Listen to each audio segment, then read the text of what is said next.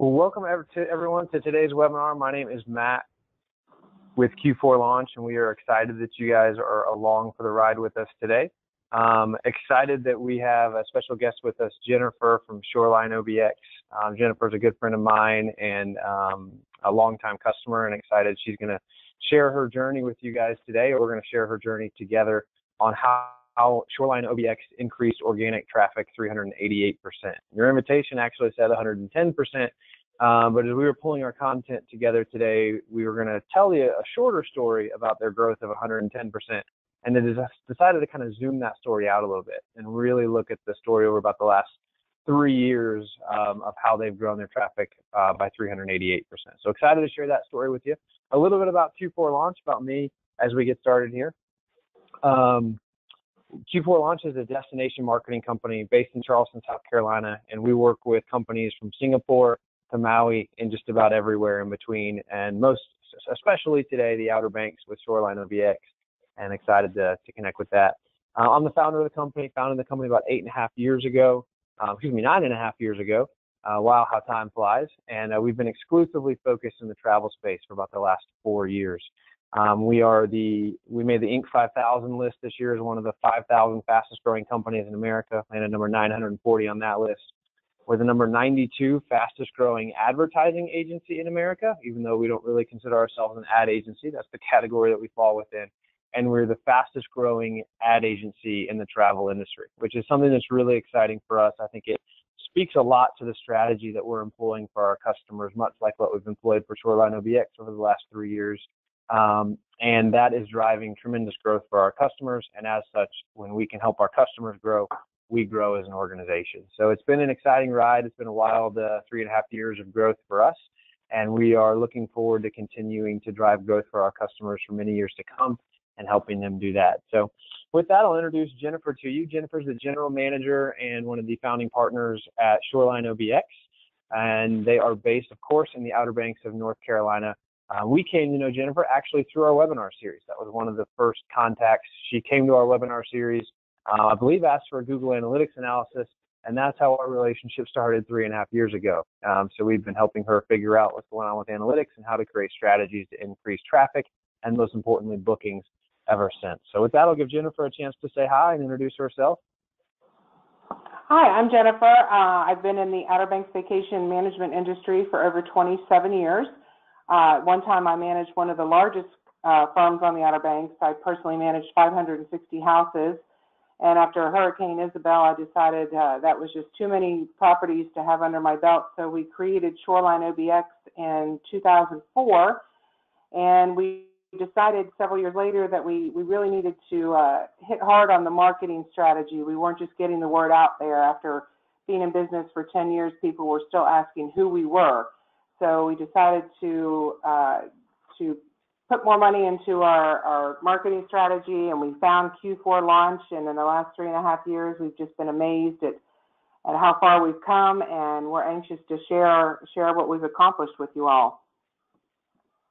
Awesome. Thanks for that. Thanks for giving us some of that background and kind of a preview on some of what we're going to talk about as well.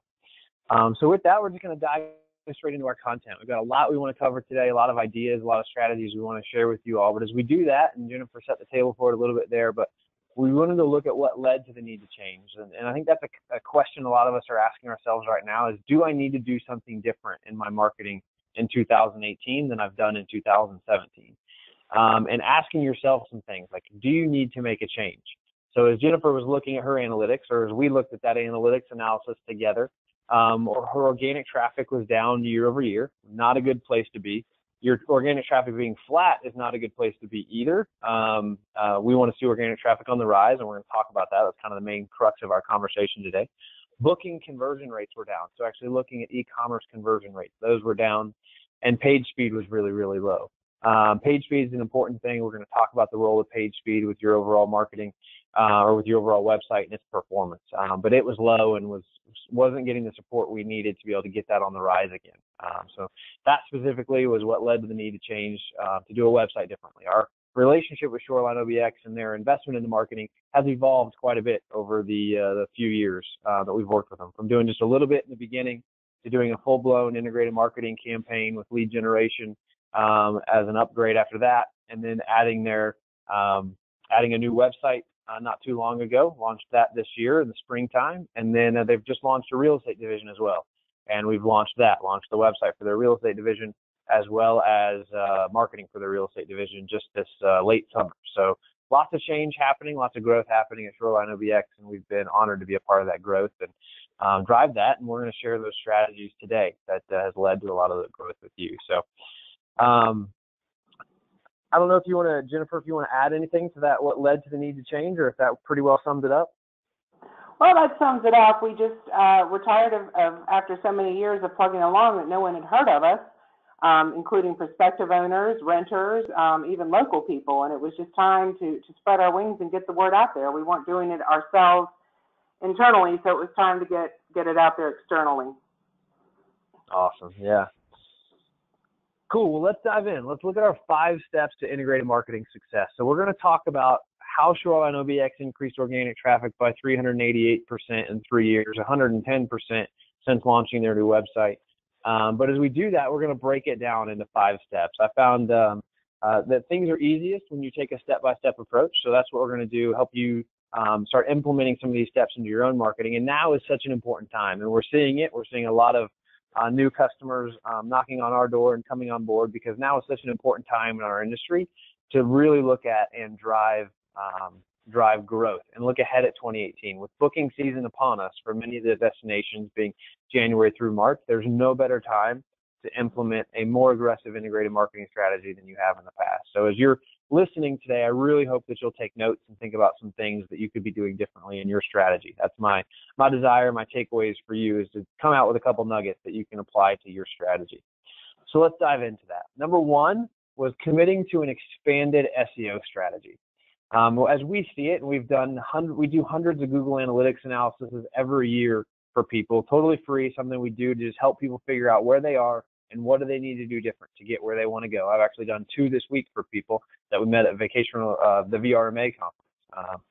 But a healthy VRM or vacation manager gets 40% of their traffic from Google organic search. So as we look at it, as we look at the healthy sources of traffic, 40% of your traffic should be coming from organic search.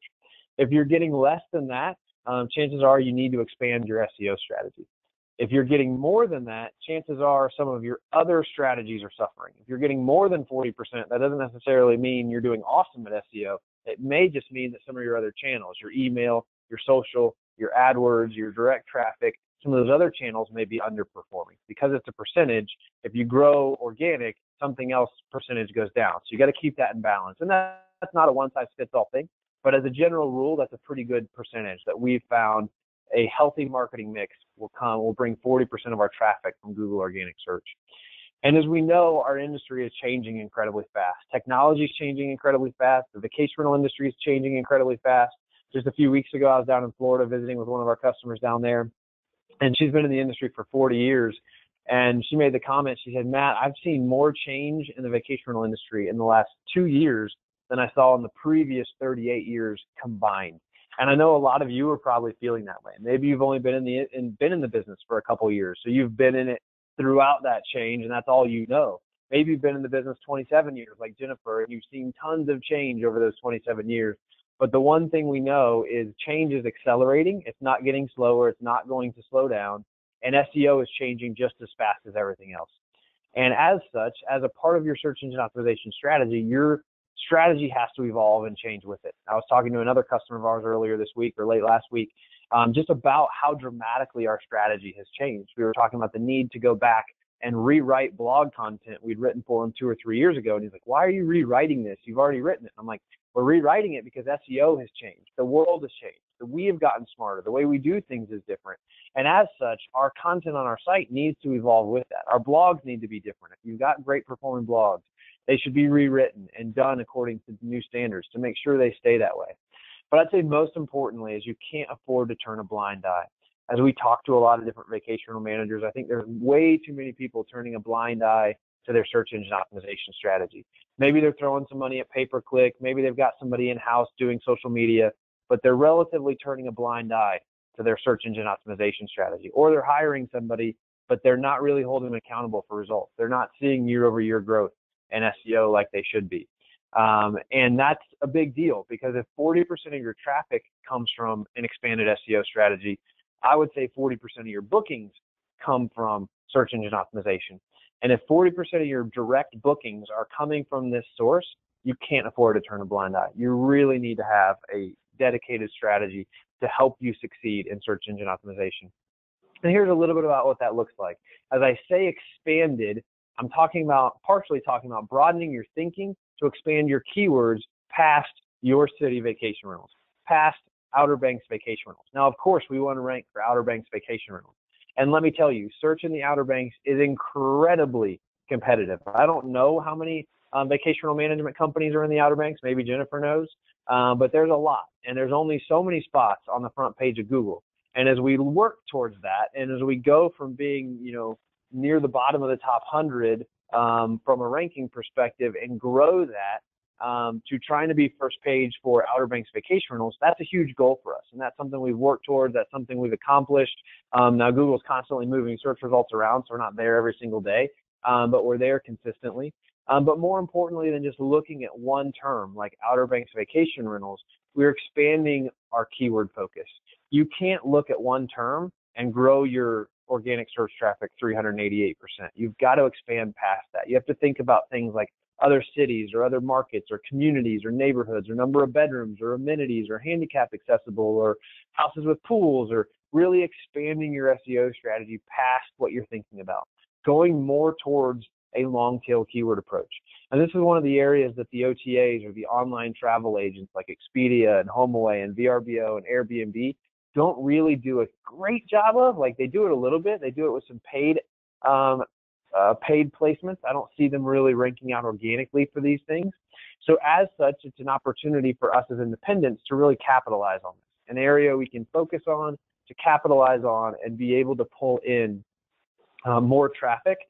Because it's a longer tail keyword, it's a less competitive keyword typically.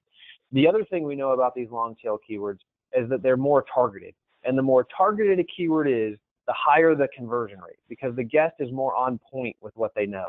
If you think about a term as vague as Outer Banks vacation rentals, and you think about what that person is looking for, they could be looking for a 1-bedroom condo on the beach, or they could be looking for a 10-bedroom house that's going to sleep 30 people for their family reunion. We don't know which of those units they're looking for. But the closer we get, if we have handicap accessible, or with elevator, or oceanfront, or 4-bedroom, or in a certain neighborhood, that is a very niche search. So the thought process of that person, the likelihood they are to book, the likelihood they will convert is much higher out of the gate, because they know who they are.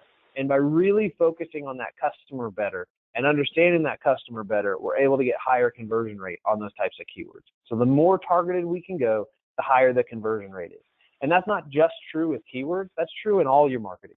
Think if we were hosting this webinar today for every person in every industry in the world. We'd have a lot of people on the webinar, but it wouldn't be a very targeted webinar. But because we've targeted this webinar just to people that follow our webinar series, just to people that are in the independent sector of the travel industry, we've got a very targeted audience. And as such, the information you have, the likelihood you are to sign up for the webinar, everything is much, much higher, because it's a much, much more targeted message. So what I'm saying is true for keywords. It's actually true for everything in your marketing. Be more targeted. And that's something we're working hard with our customers on. We're actually rolling out a complete overhaul of our reporting system in November of this month. We debuted it yesterday on a customer-only webinar that we send invitations out to just to our customers. But we're rolling that out to help people be more targeted on who their customer is, help them understand their customer, the demographic, the affinity, the interest that they have, and rolling that into a reporting solution to get more targeted on that customer. So I got a little bit off SEO there, but I think it's an important thing to take away and saying, how are you focusing on your customer? Do you really know? Could you rank your demographics in order as far as percentage of people that are engaged with you by age range? Could you tell me by rank the affinities or the interests that your guests have? All that data is available in today's modern world. We just have to know how to get it and then use that to make meaningful, data-driven marketing decisions. So huge, huge part of what we're doing. The other part that's really important with SEO, one of the top things we hear from vacation rental managers is, I need more homeowners. I want more homeowners. Maybe we don't want 550. That's probably not that may not be what you want, because as Jennifer said, that might be more of a headache than you really want to be managing on a regular basis. But maybe you have 30 and you want 40. Maybe you have 100 and you want 150. We consistently hear from vacation rental managers, we want more homeowners. And they consistently ask for strategies to do that. And we have some strategies, and we're rolling out some new strategies as well that we're really excited about. But the number one strategy to attract more homeowners is to attract more guests. Because in all the research we've done, everything we know about the vacation rental industry, which is a lot, we have a lot of data, homeowners tend to behave like guests. Because if you think about it, homeowners oftentimes started their journey to homeownership as a guest. The first time they came to your destination, they probably didn't buy a house. They came as a guest the first time. And as such, they behave a lot like guests. When they're looking for a property management company, they search like a guest would search. They're going to search these things. They're going to search Outer Banks vacation rentals a lot more than they're going to search Outer Banks property management. Now, that doesn't mean you shouldn't target the property management keyword. What it does mean, though, is your strategy to attract guests will also attract owners. A great marketing strategy, a great attraction strategy will attract both of those things to you. And I wanted to kick it over to Jennifer here and give her a chance to kind of talk about that and how this dramatic increase in organic search traffic that they've seen, 388% growth. And let me tell you, that wasn't because the number was small to start with. You're going to see some more data on that here in a few minutes. But it was because we had a very focused strategy to be able to do that. 388% growth in 3 years, how that has impacted their ability to attract, close, and retain the owners on their program. It's definitely resulted in more interest. We are an extremely small company in comparison to most of the competitors in the area. As Matt said, it's a very competitive industry on the Outer Banks. We have 80 properties right now, which is small in comparison, and this has always been a disadvantage to us when it comes to owner recruitment. Now that we are getting so much more exposure on the internet, we have more prospective owners, we're able to be more selective. Most owners, the first thing they do when they're searching for a new property management company is they're going to go to Google and they're going to type in, like Matt said, Outer Banks Vacation Homes. And they're going to probably not go past page 2. They're going to go to the different websites. They're going to look up, they find Shoreline OBX. We usually show up on page 1. Sometimes we show up on page 2. They're going to go to our website. They're going to look for comparable properties. They're going to see that our properties are booked up because renters are finding our website on the searches. So they're going to initiate a phone call or an email to us because they like what they're seeing. So it's a never-ending cycle here. They like what they're seeing. They contact us. It's helping with we begin the conversation with our marketing strategy. We're able to show them what we're doing with Q4, how they're handling our SEO, how easy our website is to navigate. It helps with our close rate. Again, we're able to be selective about which property owners we want to list. We have so many more to choose from, and we've been able to save on all of the material farming that we've done before. Postcards, paper, print material, you name it.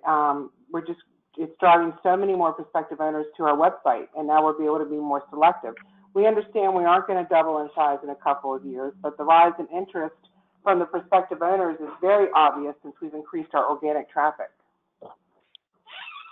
Awesome. Thanks for sharing that. And I'm glad we were able to address that. I know so as I mentioned, we do a lot of work in all the hospitality industry. So I know we have some people on the call today that maybe that part of what we're going to talk about is not applicable to you because maybe you're in the hotel industry, so that's not applicable. I think most of what we're going to talk about is applicable to everybody, but I did want to address that because it's the top question we get from vacation rental managers is how do I attract more owners? And they think there's a magic bullet when in reality it's great consistent marketing. The same thing that attracts guests is going to attract owners. And I love what Jennifer said because it enables you to be more particular about the properties that match your program, the properties you want to take on. So you're not taking on outdated properties that aren't going to book anyways. And when guests check in, they're not happy because the property's outdated and needs a lot of work.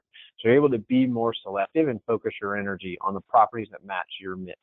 And knowing that and understanding that's really important because that's part of being more targeted, right? Being more on focus with the type of property you want helps you drive conversion as well and drive happier customers. So here's what we were talking about. This is the results piece of that. This is what that looked like.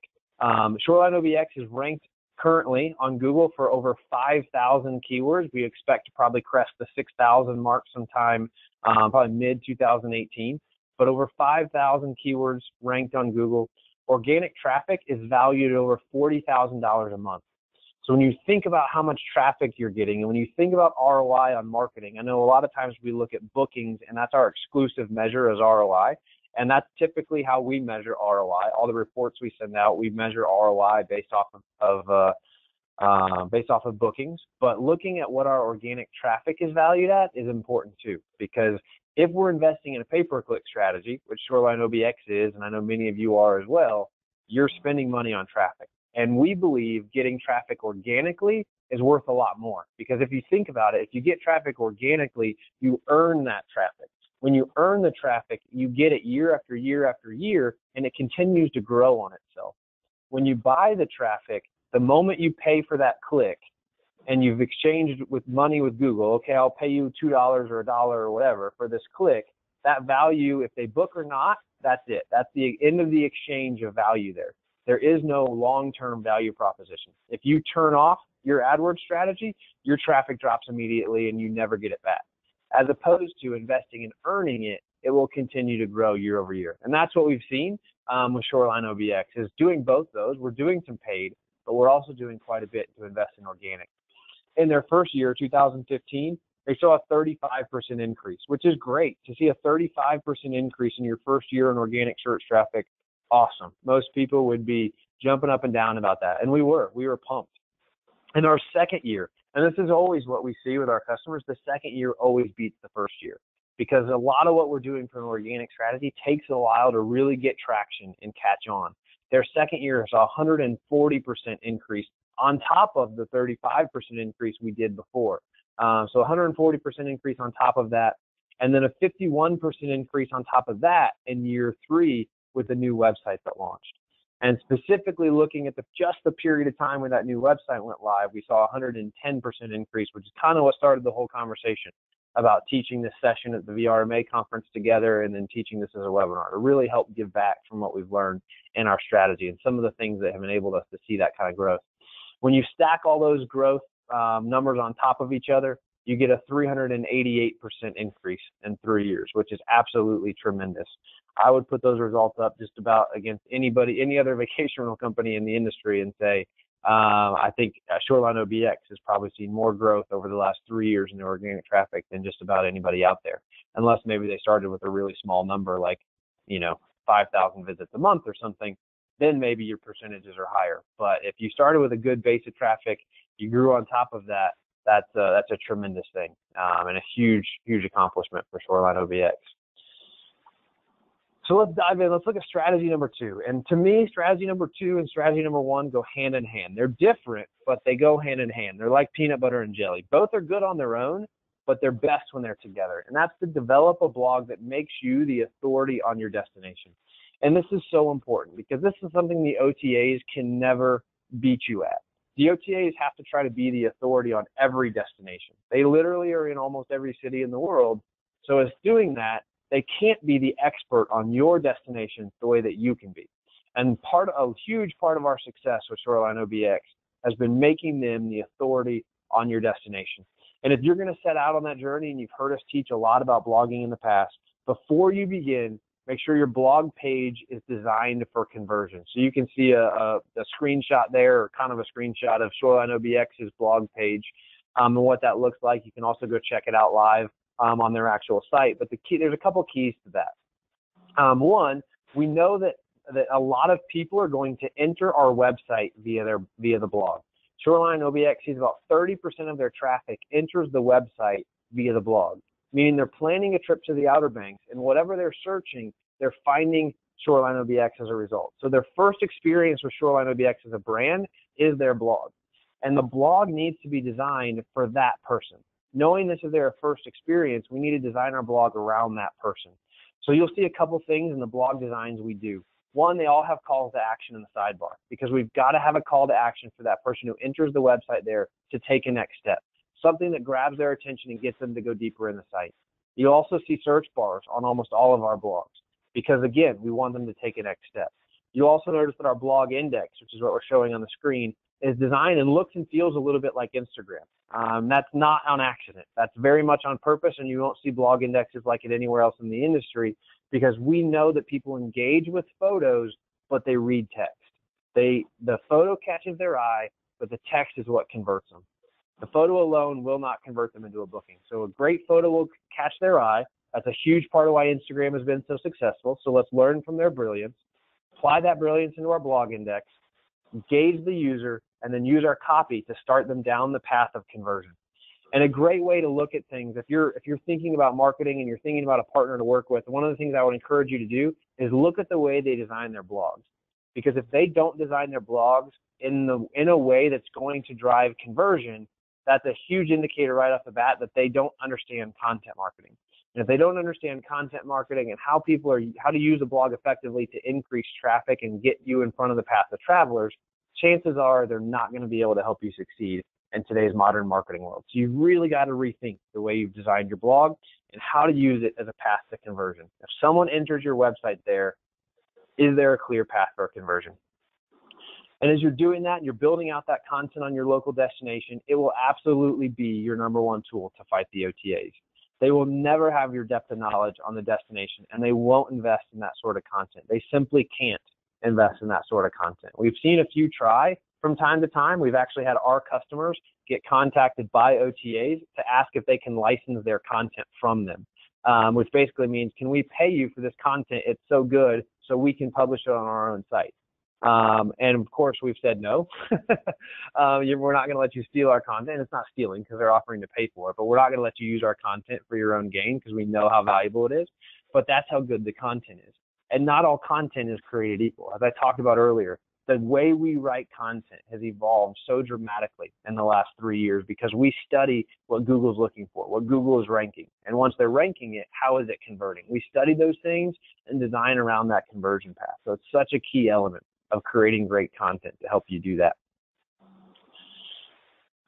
So what do I blog about? I'm going to touch on this really quickly, not spend a ton of time here, but it's a question I get all the time when I'm talking about blogging.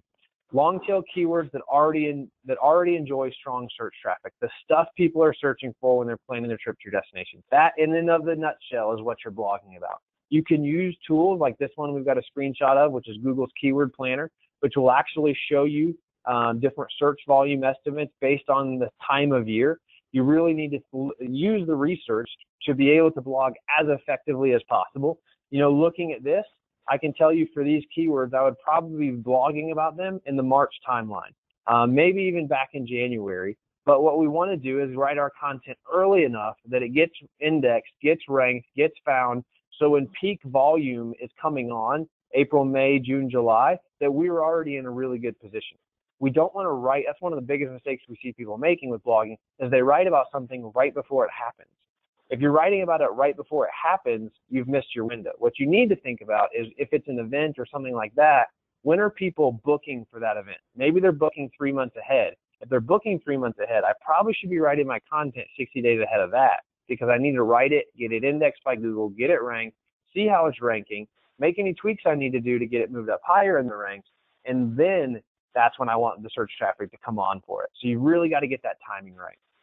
As you're thinking about what else to blog about, just think about the questions that guests regularly ask. We encourage people oftentimes just to keep a piece of paper by the phone for your reservation team. Keep a pad of paper there and label it blog ideas. And anytime a guest asks them a question, tell them to write that question down on that piece of paper. Give that piece of paper to your marketing team, let them to scratch out the duplicates, and that will feed their strategy. That's a very unscientific way of doing it, but it will work, I promise. Because if people are asking your reservation team and they're asking you that question, I guarantee you they're asking Google that question 100 or 1,000 times over. If that's not working for you, look at top area attractions from TripAdvisor. You should have a blog on your website for at least the top 10 attractions on TripAdvisor because those are the top 10 most popular things in your destination. People are searching for them on Google. I guarantee it. When people are planning their trip to your area, they're searching for those things, they need to find you with the answer. It's such an important part of your process. And then prioritize based off those search volume estimates within your overall, within your strategy. But don't strictly use what Google's Keyword Planner says as fact.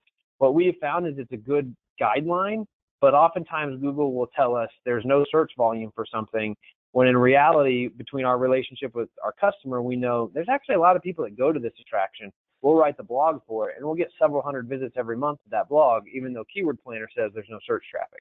So it's a good guideline, but the data is not flawless. So you've got to factor that in as well, and just use your gut a lot of times. Your gut is right more often than you think it is. So here's what some of those results have looked like.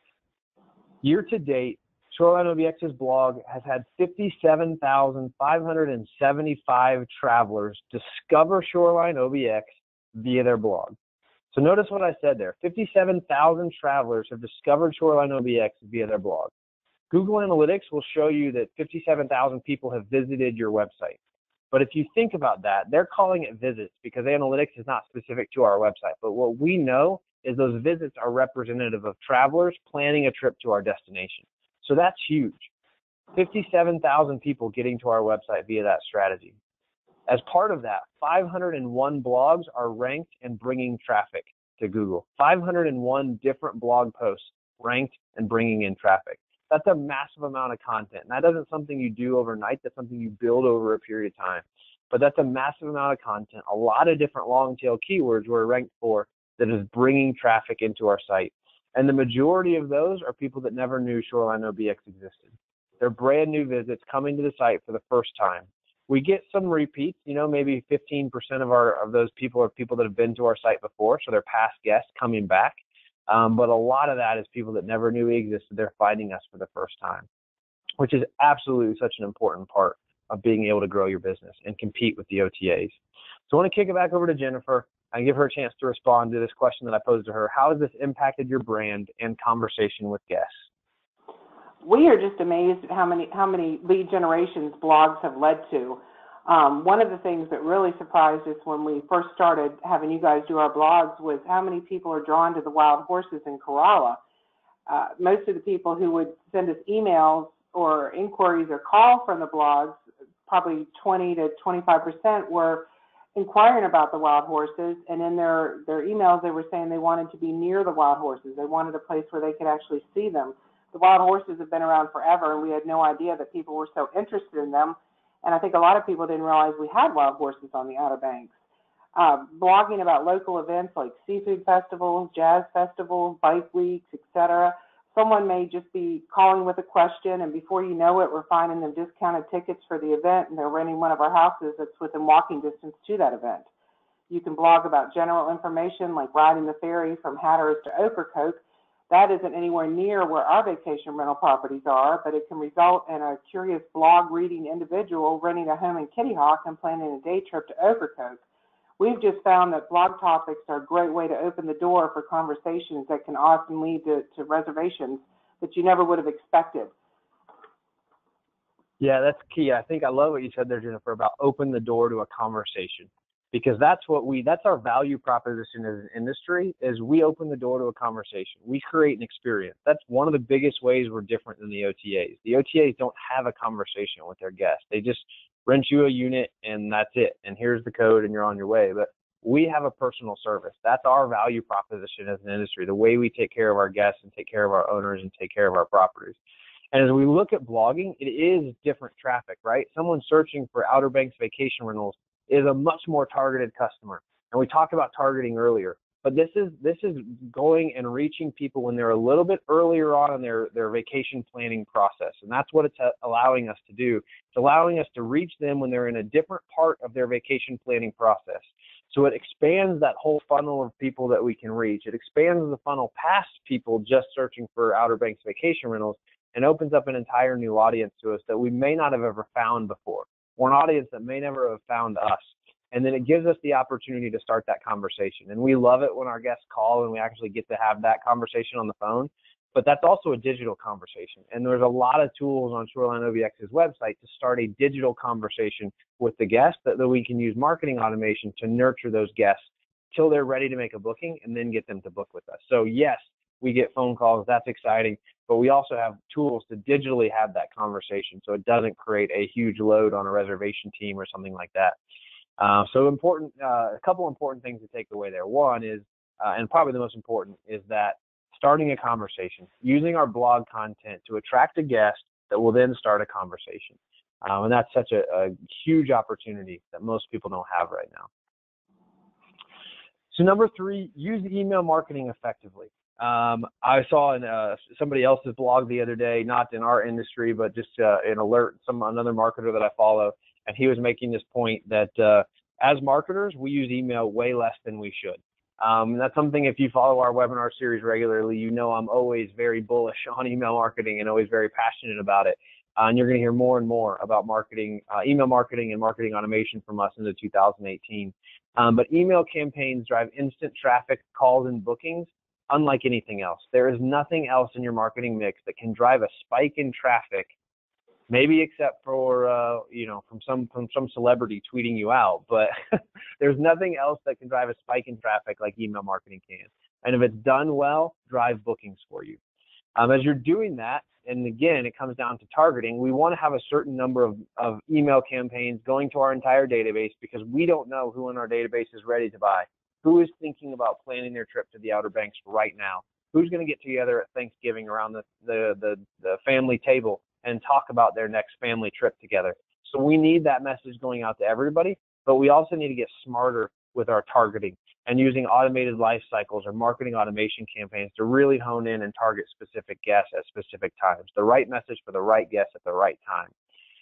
What we've found is marketing automation campaigns tend to drive stats at about twice that of traditional email marketing, and sometimes more, depending on which stats you're looking at. Our email marketing campaigns typically outperform the industry average by about 50% to begin with, and then marketing automation campaigns perform about 2x better than that. So it's a huge opportunity to look at marketing automation and lifecycle campaigns to do that. And then one of the takeaways is email more than you think you should, and let the data drive this decision. When I taught this at VRMA, somebody in the audience asked, well, what's the right frequency? And there isn't a right frequency. There's no right number for everybody. It might be daily, it might be weekly, it might be monthly. I don't know what your right frequency is, but do it more. That would be my encouragement. Think about how much you're doing it now and do it more, and then let the data tell you if it's right or wrong. If you see unsubscribes go up on your email campaigns all of a sudden, and just as some industry info, the benchmark there is about 1%. The industry average for unsubscribes is 1%. As long as you're staying below the industry average for unsubscribes, you're not sending too much, is what I would say. Now, it's probably an oversimplified explanation, but email more than you think you should, because your gut is probably lying to you in this case. I said your gut is right most of the time. This is one of those times where I would say it's not. But email more than you think you should, because it drives great results, and we've seen it drive significant results for our customers. So Jennifer, I don't know if you want to speak to that just from a frequency of emailing perspective and some of the results that you've seen from some email campaigns that have been big winners. I don't think you can send enough emails. First of all, it's free. It's fast, comprehensive means of marketing to a gazillion people at one time. It takes no more than 10 minutes to create a quick email campaign. We use email marketing for prospective homeowners. We use it for reservations. You can send it to an entire database in one click. It only takes one response, and it was worth the time and effort. You don't need to worry about bothering people. Like Matt said, if they're tired of you emailing them, they're going to unsubscribe. It's a great way for your team to get together and brainstorm for ideas. We have had so much fun just sitting around the conference table, coming up with ideas for Super Bowl campaigns, Valentine weekend getaways, golf weekend getaways. Recently, like Matt said, we spoke at the VRMA conference, and when we got back, I saw that we made the top 75 blogging websites for vacation rentals. And I thought, what a great chance for us to put together an email campaign for all the prospective homeowners that I've worked with in the last couple of years. So I emailed our rep at Q4 and asked him to put together something for all those homeowners who said they just think we're too small and we can't get their houses rented. So he put together a fabulous email campaign that included the article from the VRMA catalog, as well as the article showing that we're in the 75 top blogging vacation rental websites, and we're going to send it to all of these homeowners who just think we're little guys and don't have the marketing strategy that everybody else has. And I think that'll show them that we are out there. We're out there more than some of our biggest competitors. Worst case scenario, you don't get a single response, you haven't lost a dime. Best case scenario, you get reservations or new homeowners that you wouldn't have had in the first place, and all for free. Yeah, that's awesome. I think keeping a separate list of prospective homeowners as well as active homeowners is important there too, because I think you should be including your active homeowners in your email campaigns, maybe your prospective homeowners as well. That's maybe a brand decision everybody has to make. But you should also be doing unique content to those people, unique content to nurture your homeowners as part of your homeowner retention strategy, and unique content to your prospective ones as well. Maybe they didn't sign on with you. They went with somebody else. But they might be back in market a year from now because maybe that company didn't meet their expectations. Maybe that company didn't take care of their house the way that they should. So it's important for you to have a path to stay in front of those people and communicate with those people on a regular basis in a way that adds value to them and helps them on their journey in vacation rental home ownership, but also positions you, like the articles that Jennifer talked about and some of the success that she's seen through that. So I think that's great, a great example of using email marketing effectively with guests to drive bookings, but also in owner recruitment and owner retention.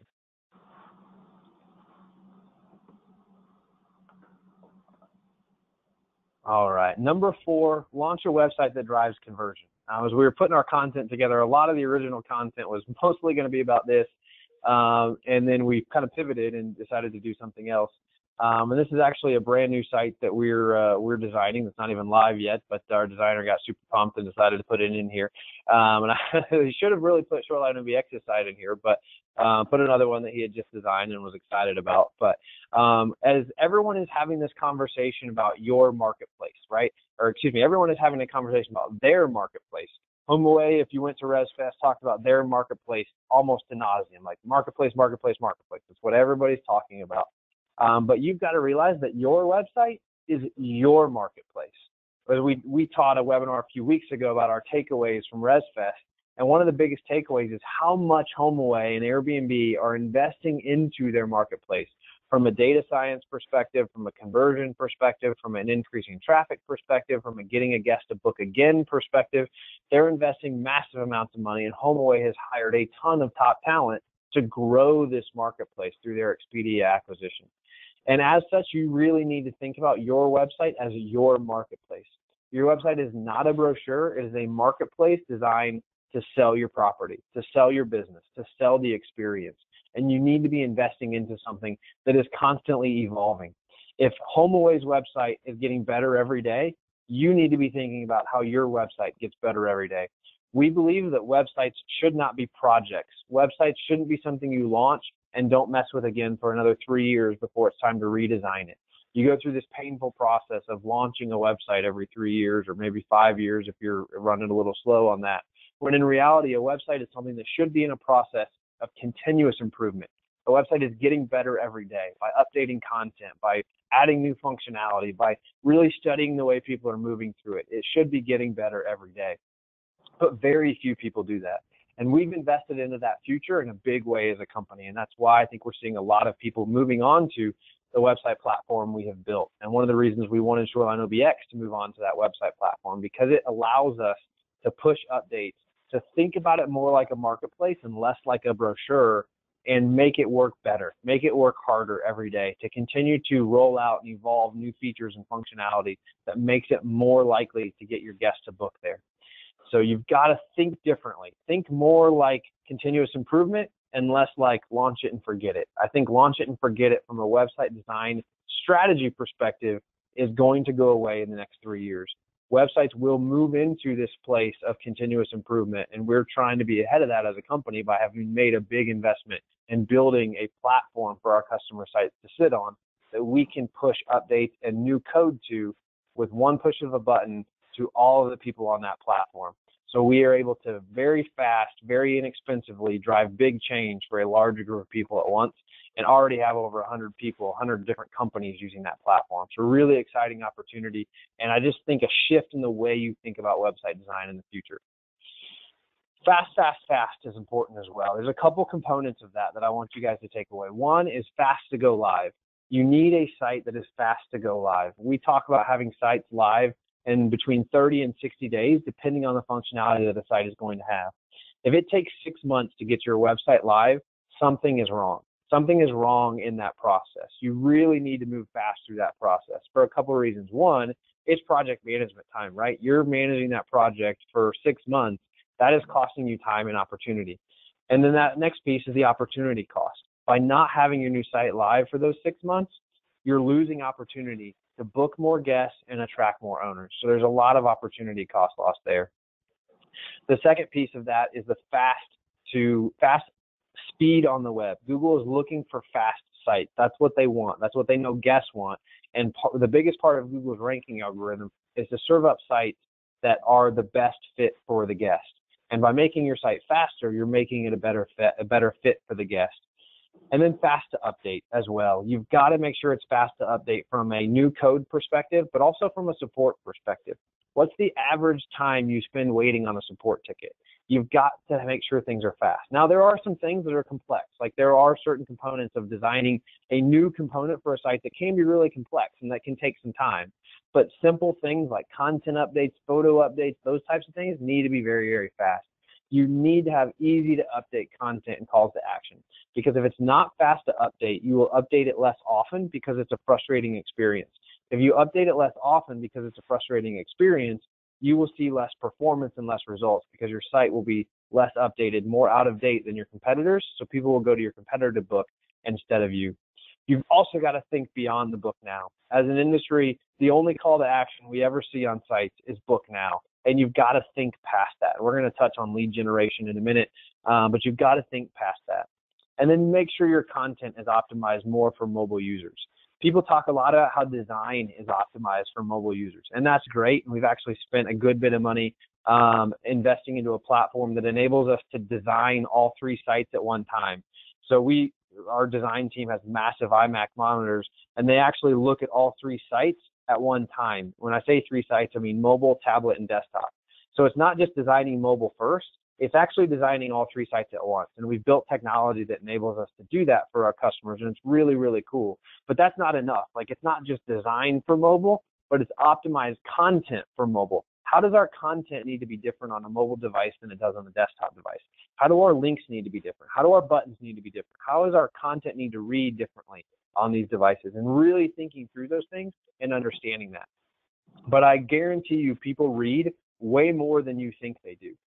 People read way more than you think they do, and we have a lot of data that we've been doing, case studies that we're working on to prove that very fact, that making changes in content, actually taking pages that were very short on content before and increasing the amount of content on those pages is in some cases doubling conversion rates for our customers. So making more content, not less, more words, not less, is doubling conversion rates. We haven't done a single test yet that decreased a conversion rate. Every single test has increased conversion rates as we've expanded our content and made it more relevant and more content. People are making a big decision when they book their vacation with you, and they want to read before they're making that decision. So highly encourage you to think about content. We've all been investing in photography for years and years and years. I think within the next 3 years, we're going to see a massive shift in the way people are investing in their content and see a big increase in the people investing into written content for their site. We believe that so much. We have 10 full-time writers on our staff that sit in our office. They actually sit just outside my office, but sit in our office every day. Professional journalists. I can't teach them how to write, but we can teach them the SEO part of it. So we go get great writers and teach them how to do writing with search engine optimization in mind. Write first, SEO second, right? Not SEO first, write second, but write great content first and then optimize it for search.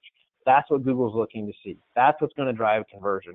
And we're making a big impact in our customers' business by having that strategy and having a content team in-house that can create great quality content on a consistent basis. But you've got to invest in that to drive conversion in today's modern marketing world. It's just too competitive not to be. So I know I went on kind of a deep dive there on website that drives conversion, but wanted to kick it over to Jennifer just to talk a little bit about her experience and what it's been like since having her new website live and how the responsive support actually impacts her ability to operate her business as well. Yeah, our previous website was only a little over 3 years old, which we thought was relatively new, when Q4 pointed out that our web speed was very scarily, if that's a word, low. And when we contacted our previous website designers about it, they kept insisting that we had to keep taking things off of our website in order to increase our web speed, which is what led us to have Q4 go ahead and design and launch a new website for us. But that's one thing I definitely learned during this, is that people lose interest fast, and they'll go to another website if they don't have instant gratification. And the speed of our new website is significantly quicker than what our previous website was. And it's so important to be able to update and add information. As I said before, it's a very competitive industry down here, and there's so many things that affect our industry, from storms to politics to school calendars, etc. We need to be able to update descriptions, rate changes, pictures, etc. as quickly as possible. We also need to be able to do last-minute discounting. Down here, we tend to only book 7-day stays and hold out for partial reservations. We had some leftover houses that were still open for Memorial Weekend, so we decided to do a last-minute Memorial Weekend special on these houses. And I just contacted Q4, and they threw together an additional page for Memorial Weekend specials, and it actually resulted in quite a few last-minute bookings, which was very nice. They threw it together in less than 1 day, and we ended up with 7 or 8 last-minute weekend reservations. It's nice to be able to track the amount of time people are spending on our site and what the conversion rate is. It's very important that I learned that your website be mobile friendly. I could not believe when someone from Q4 came down on vacation with us, Emily, and she showed us the percentage increase in the number of people who booked reservations on mobile devices in 2017 versus 2016. It was like 89% increase just because of our new website. Everybody's doing everything from tablets, iPhones, iPads. It has to be mobile friendly. Things we never even thought of or worried about with our old website. So we definitely had launched a new website, which had become very stagnant in about 3 years. But definitely this website is very easy to navigate and very easy to make changes to, and it's fast. Yeah, I think that's so key. To me, the speed of support is so important because our world is moving faster than it's ever moved. You can't afford to wait on support. If Jennifer had to wait 2 weeks to get that Memorial Day special page created, she would have missed that booking opportunity, and she and her owners would have missed out on all those bookings that resulted from that last-minute Memorial Day special that she put together. So that speed is so important. You just can't afford to operate in a slow world anymore. Jeff Bezos, the CEO of Amazon, in his letter to his shareholders today, said what will separate companies who succeed in the future is those who make fast decisions. Those that don't make fast decisions and don't operate with a sense of urgency as a business will fall behind and will go out of business. That's kind of paraphrasing, of course, what he said there. And he also said it's just more fun. It's just more fun to be in a culture where you're making fast decisions. But I would extrapolate that to say people that can operate quickly, companies who can make changes quickly, who can capitalize on trends in the marketplace, things that they're seeing. Companies that can do that quickly will have greater success than those that can't. And your website being your marketplace means your website has to evolve and be able to change very quickly. Whether those are changes you're making on the fly through easy-to-use content management systems that gives you full access to the site, or a partner who has a commitment to making changes in a fast capacity. It's so important. That speed of response on support tickets as it relates to your website is such a crucial piece. So will you succeed, and will you win this battle against the OTAs in the future, or are you going to give up your customers and let them own the customer relationship? So you're going to give up on your own marketplace. So we're going to touch on lead generation, and then we're going to take a few questions if anybody has any out of the chat panel. So if you have any questions, feel free to go ahead and start putting those in there, and we'll get either myself or Jennifer will answer those questions for you. But we're going to touch real quickly on lead generation and how to have a great lead generation strategy. As we all know, leads or inquiries from HomeAway and VRBO are going gone. They've stripped contact information out of things. They've done away with the lead model, the inquiry model. Everything is going towards instant booking.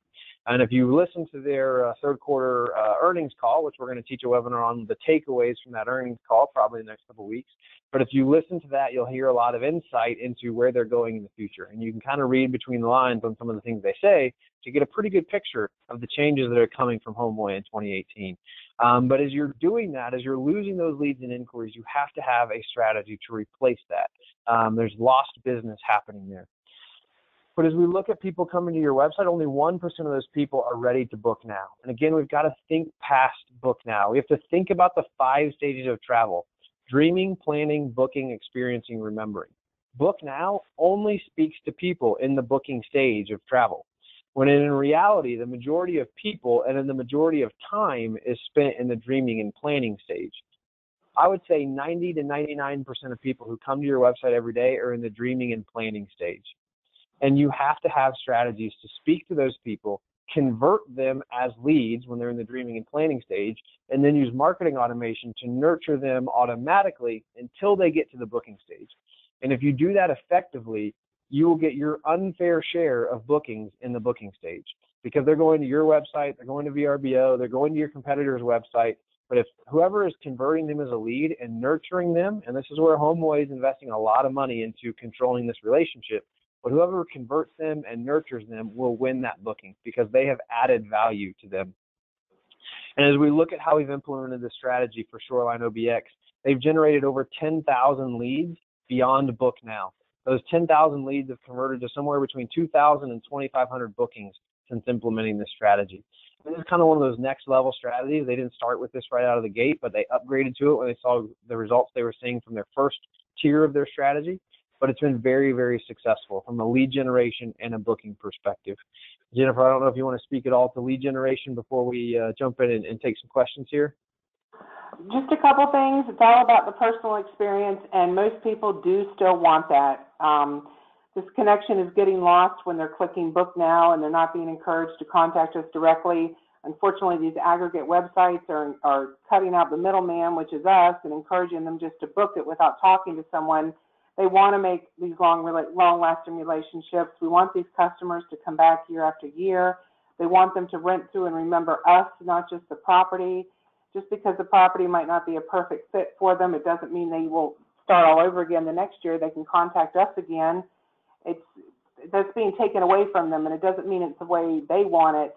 They want to talk to someone. They want to return to the same company. So we've got to encourage them to don't click to book now, to contact us directly, and we can help them find the perfect house. Yeah, absolutely. And I would expand on that a little bit. It's not that we don't want them to click book now. We do want them to click book now on our website. We don't want them to click book now on the third-party site. I think that's what Jennifer, the point she was trying to make.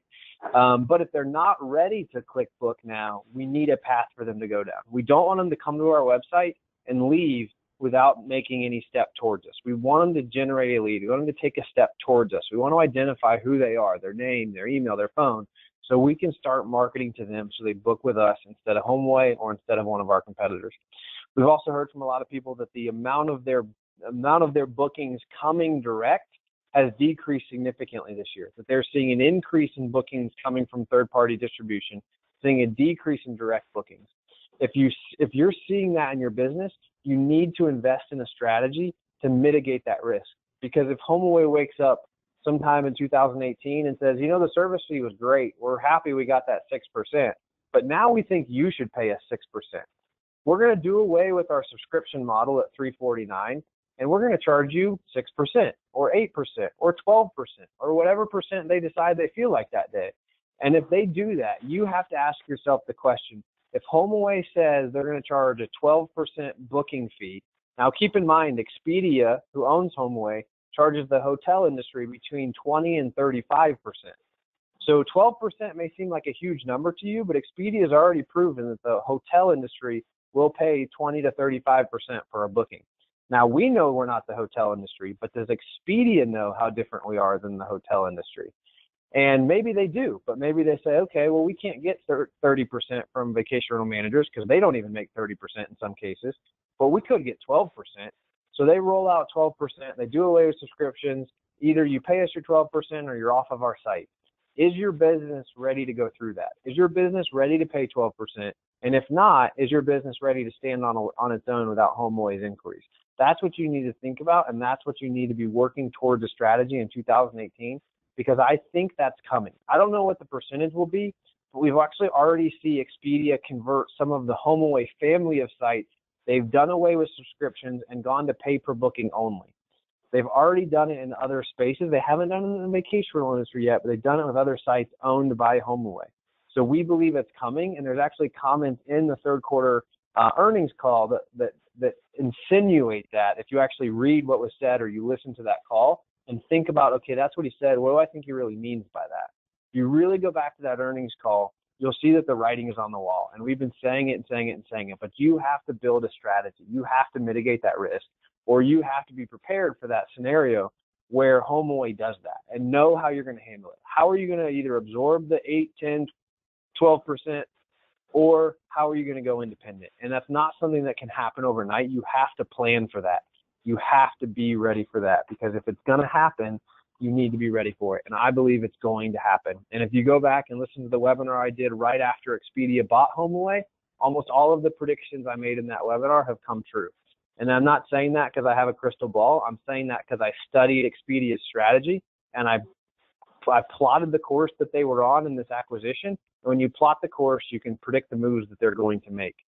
And then if you listen to the earnings call, you can substantiate that course against the things they're saying on the call, and you can pretty good idea of where they're headed. It's not rocket science. It's really just lining up from a business strategy perspective what's going on. And you need to know, are we prepared to make that? Are we prepared to go on that journey if that's where they go? So what do you do now? We've shared a lot of information. We've shared a lot of hopefully helpful ideas to help you get started on the journey to increasing traffic in 2018 and setting your marketing strategy up for success. But if you need help on that journey, if you want to start a journey, not to become a customer, but start a journey to understand where you're headed, we'll do a free analytics analysis for you just to give you some ideas, help you take the strategies we've talked about today and make them real for you. If you want to take advantage of doing that, we're going to give you the free information. We'll help you understand how you stack up against your competitors, and we'll help you get some strategies on how to reduce dependency on HomeAway and VRBO. To do that, we're going to launch this poll and just simply select yes on the poll. If you don't want to do an analytics analysis, just check no, thank you. No big deal to us either way. If you need help figuring out your strategy for 2018, our team wants to be here to help you. I want to be here to help you. Check yes, we'll get in touch. If you check no, no big deal. We're not worried about it, but want to be able there to help you out. So need to get about 70% of people voted before GoToMeeting will let me move past the poll. So if we can we've only got about 50% of people voted so far, so maybe some people stepped out to the bathroom here. But if we get about 10 more people to vote, that would be awesome. That would get us to right to the number we need before GoToMeeting will let me close this poll. And we'll get in the Q&A. If anybody has any questions, please drop those in the chat panel, and we'll go ahead and get started answering those questions. All right, there we go. Let me go ahead and get this poll closed. A couple questions on sound at the beginning, making sure that was working. I'm glad we got that working.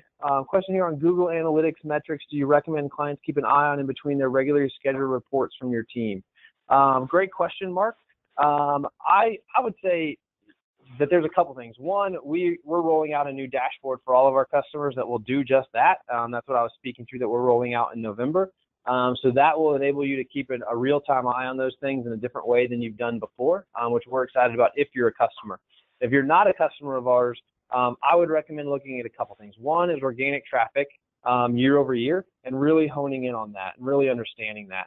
That's one of the biggest things because that's one of the things that fluctuates and can change the most. From there, things like email, you're going to be driving those things. Social, you're going to be driving those things a lot, so you should know how those are performing. Organic is one of the ones that can get away from you in a hurry if you're not paying attention to it. So I would check regularly on organic traffic as well as regularly on paid traffic just to make sure that it's still working. But overall, you should be leaning on your marketing partner to help you understand that data. You should be asking questions about the data, what it means, and really they should be helping you understand that data and unpacking it for you. Because it's one thing to look at the data and see it's up or it's down, but what really matters is what do I do about that? What's my takeaway from that information? So that's what I would say is kind of the big things with Google Analytics, because I know it can be overwhelming. So it looks like that's all the questions we've actually got in the chat panel today. So if that's it, that's great. We are a little bit over time, so that may be why we're getting less questions. Want to say a big thank you to Jennifer for coming and sharing some of her story today on Shoreline OBX. So thank you, Jennifer. We can't give you a round of applause because we're all digitally here, but if we could, I know everybody would be clapping for you. So thanks, Jennifer, for that. Thank you all as well for attending. We will be sending a copy of the recording out. If you asked us to get in touch on the Google Analytics analysis. You'll be hearing from us shortly on that and getting that scheduled for you. But we hope you all have a great rest of your day. I can't believe it's November, but hopefully you guys are gearing up for a busy Thanksgiving holiday and have a great time with full houses and great guests. We'll talk to you all soon.